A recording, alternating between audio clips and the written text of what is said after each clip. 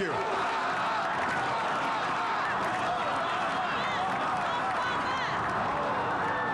My fellow citizens,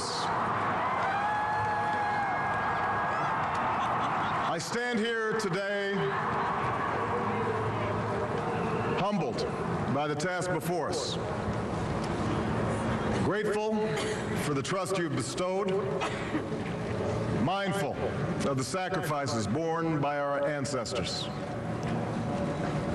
I thank President Bush for his service to our nation.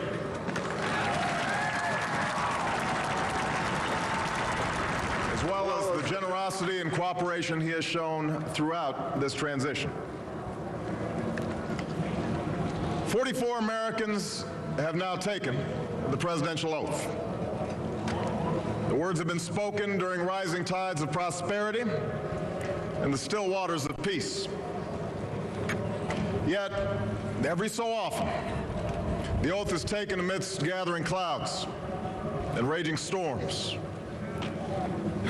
At these moments, America has carried on not simply because of the skill or vision of those in high office, but because we, the people, have remained faithful to the ideals of our forebears and true to our founding documents. So it has been, so it must be with this generation of Americans.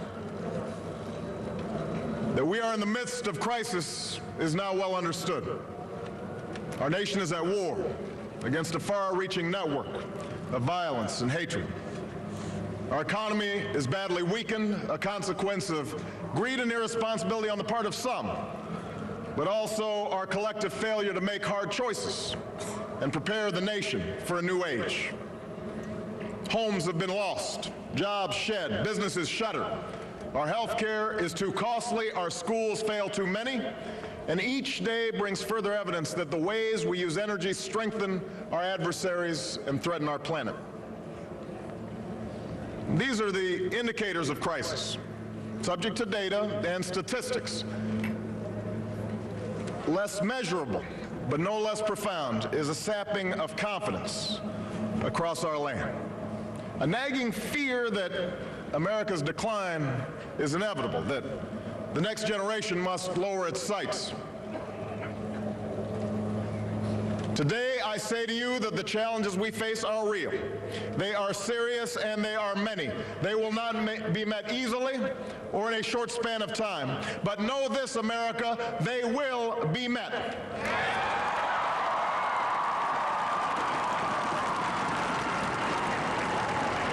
On this day, we gather because we have chosen hope over fear, unity of purpose over conflict and discord.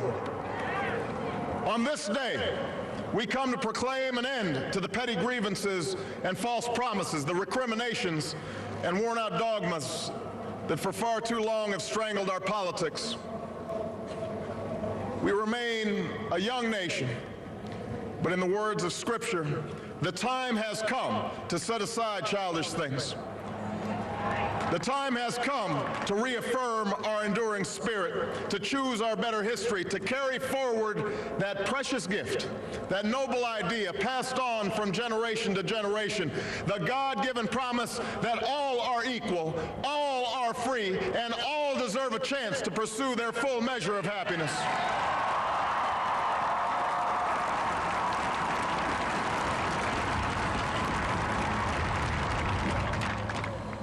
In reaffirming the greatness of our nation, we understand that greatness is never a given.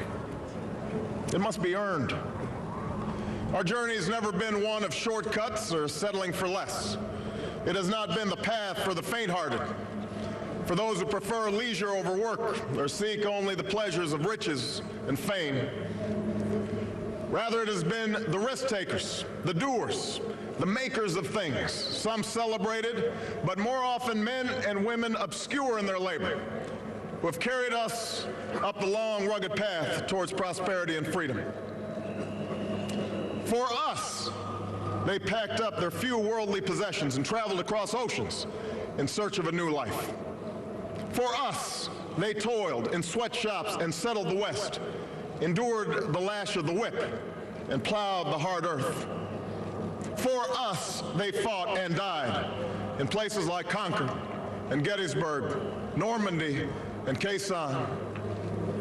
Time and again, these men and women struggled and sacrificed and worked till their hands were raw so that we might live a better life. They saw America as bigger than the sum of our individual ambitions, greater than all the differences of birth or wealth or faction. This is the journey we continue today. We remain the most prosperous, powerful nation on earth. Our workers are no less productive than when this crisis began. Our minds are no less inventive, our goods and services no less needed than they were last week or last month or last year. Our capacity remains undiminished, but our time of standing pat, of protecting narrow interests and putting off unpleasant decisions, that time has surely passed.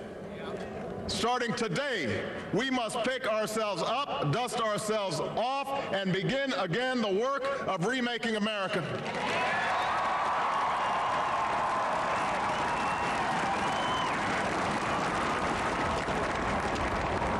For everywhere we look, there is work to be done. The state of our economy calls for action, bold and swift, and we will act, not only to create new jobs, but to lay a new foundation for growth. We will build the roads and bridges, the electric grids and digital lines that feed our commerce and bind us together. We will restore science to its rightful place and wield technology's wonders to raise healthcare's quality and lower its cost. We will harness the sun and the winds and the soil to fuel our cars and run our factories, and we will transform our schools and colleges and universities to meet the demands of a new age. All this we can do. All this we will do.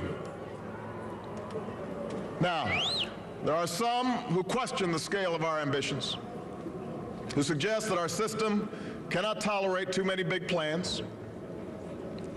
Their memories are short, for they have forgotten what this country has already done, what free men and women can achieve when imagination is joined to common purpose and necessity to courage.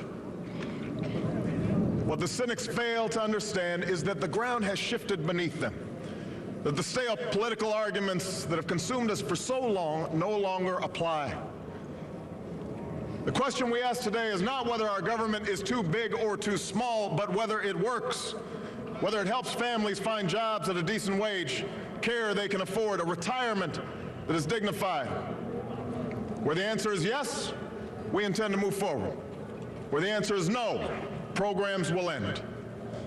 And those of us who manage the public's dollars will be held to account to spend wisely, reform bad habits, and do our business in the light of day, because only then can we restore the vital trust between a people and their government. Nor is the question before us whether the market is a force for good or ill. Its power to generate wealth and expand freedom is unmatched. But this crisis has reminded us that without a watchful eye, the market can spin out of control. The nation cannot prosper long when it favors only the prosperous.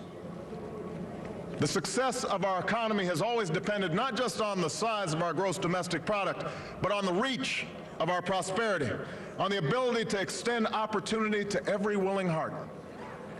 Not out of charity, but because it is the surest route to our common good.